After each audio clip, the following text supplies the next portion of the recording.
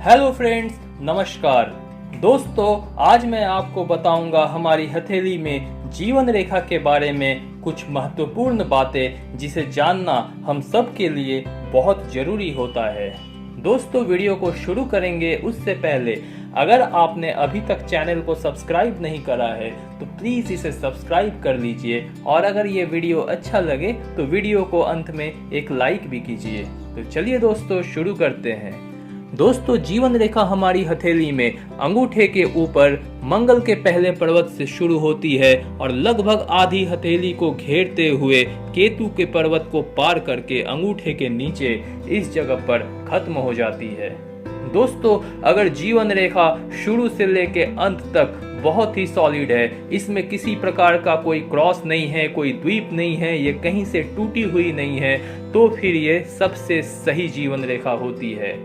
इसी के विपरीत अगर जीवन रेखा बहुत हल्की है और टूटी फूटी है और इसे देखने से ही बहुत ही हल्का समझ में आता है तो फिर ये व्यक्ति अपने जिंदगी भर किसी न किसी तरीके से शारीरिक पीड़ा से भुगतता रहेगा और इसकी तंदुरुस्ती हमेशा बिगड़ी हुई रहेगी। दोस्तों, अगर हाथों में जीवन रेखा छोटी होती है तो इसका मतलब ये कदापि नहीं है कि इस व्यक्ति का जीवन भी छोटा है।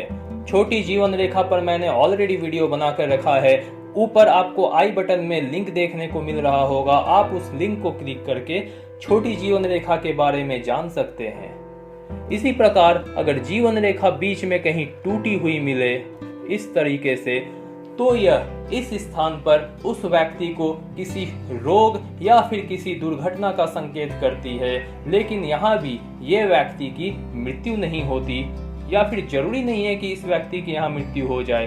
टूटी हुई जीवन रेखा के बारे में वीडियो मैंने ऑलरेडी बनाया है दोस्तों, ऊपर आई बटन से क्लिक करके आप उस वीडियो को देख सकते हैं और टूटी हुई जीवन रेखा के बारे में भी जान सकते हैं। दोस्तों, जीवन रेखा अगर शुरू में 2 या 3 भागों में बटी हुई रहे तो फिर ऐसे व्यक्ति को उदर यानी पेट के रोग होने की पूरी संभावना रहती है। ऐसे व्यक्ति की अगर जीवन रेखा हल्की और कमजोर है तो पूरी जिंदगी ऐसे व्यक्ति पेट के विभिन्न रोगों से पीड़ित रहेंगे। इसी के विपरीत अगर जीवन रेखा हथेली के अंत में जहां पे समाप्त होती है इस जगह पर 2 या 3 भागों में बट जाए तो दोस्तों ऐसे व्यक्ति अपनी जिंदगी में विदेश यात्रा बहुत ही ज्यादा करते हैं और ऐसे व्यक्ति विदेश में बहुत ख्याति अर्जित करते हैं। जीवन रेखा अगर अपने स्थान से शुरू होकर केतु के पर्वत के पास जाकर समाप्त होने के बदले अगर वह चंद्र के पर्वत के पास पहुंच जाती है तो ऐसे व्यक्ति अपनी जिंदगी में अपना देश छोड़कर दूसरा देश चला जाता है, यानी कि वो विदेश चला जाता है और विदेश में ही वह अपना गृहस्थ बिता लेता है और फिर वहीं वह अपनी जिंदगी समाप्त करता है। लेकिन दोस्तों, यही रेखा अगर अंत में फिर से अंगूठे के पर्वत के नीचे आ जाए, किसी भी स्थान से अगर ये घूम के अंगूठे के पर्वत के नीचे आ जाए तो ऐसा व्यक्ति अपनी जिंदगी में कभी न कभी अपना देश वापस जरूर लौट कर आता है।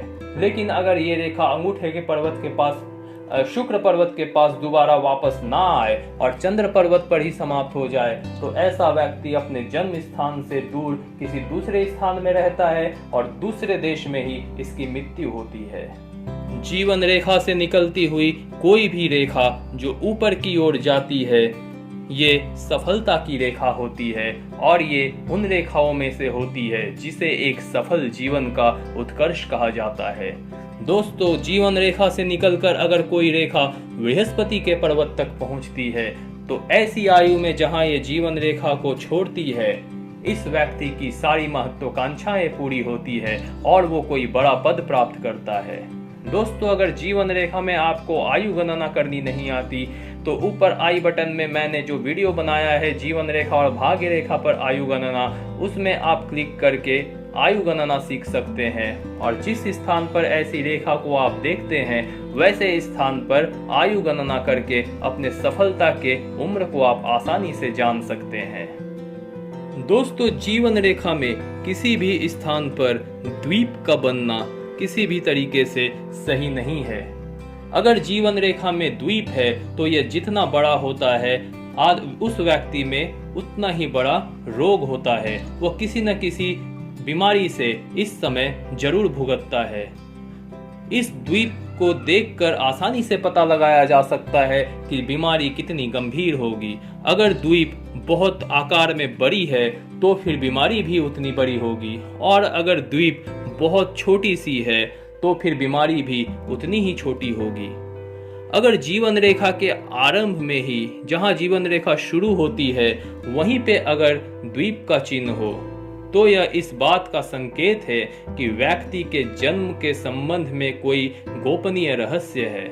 ऐसा व्यक्ति जिसके भी बच्चे होते हैं वास्तव में वे उसके बच्चे नहीं होते, या फिर उसके माता या पिता में से कोई उनका अपना नहीं होता। इसी तरीके से कोई एक रहस्यपूर्ण बात उनके जन्म से जुड़ी होती।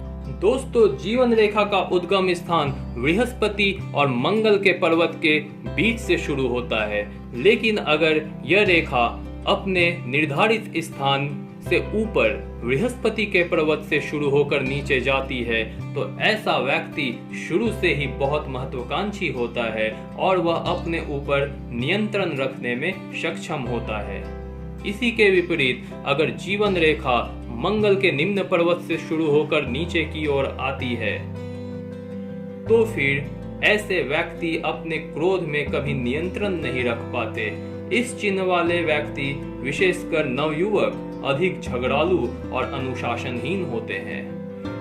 यदि शुक्र पर्वत से आती हुई बहुत सारी रेखाएं जीवन रेखा की ओर जाती है लेकिन उसे काटती नहीं है तो फिर यह इस बात का संकेत है कि इस व्यक्ति के सगे संबंधी उसके गृहस्थ जीवन में हमेशा हस्तक्षेप करके उसके लिए परेशानियां पैदा करते रहेंगे।